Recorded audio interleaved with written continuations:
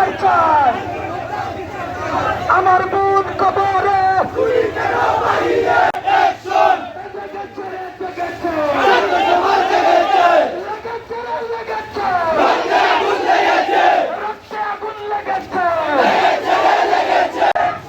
ছাত্র জনতার action, action to action,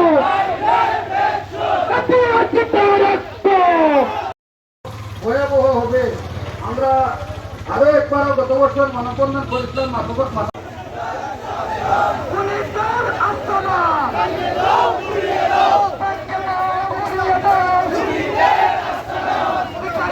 বিচার চাই।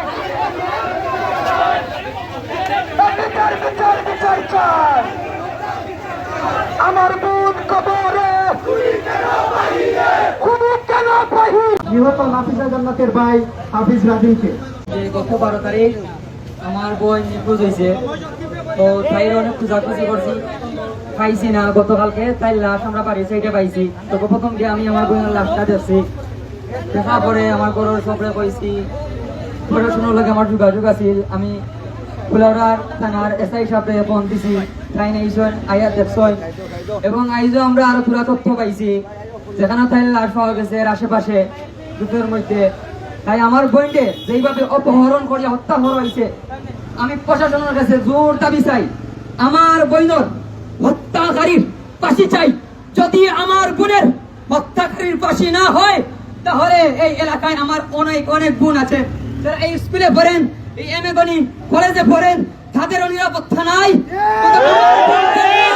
শুধু আমার বোন নয়, আপনাদের বোন এই এলাকায় আছে। যদি আমার বোনের সঠিক বিচার না হয়, তাহলে আপনাদের বোন এই বিপদের মধ্যে পড়তে পারে। আপনাদের এই মা বোনের কোনো নিরাপত্তা নাই। তাই আমি প্রশাসনের কাছে একটা দাবি চাই, আমার বোনের আসামির হত্যাকারীর ফাঁসি চাই।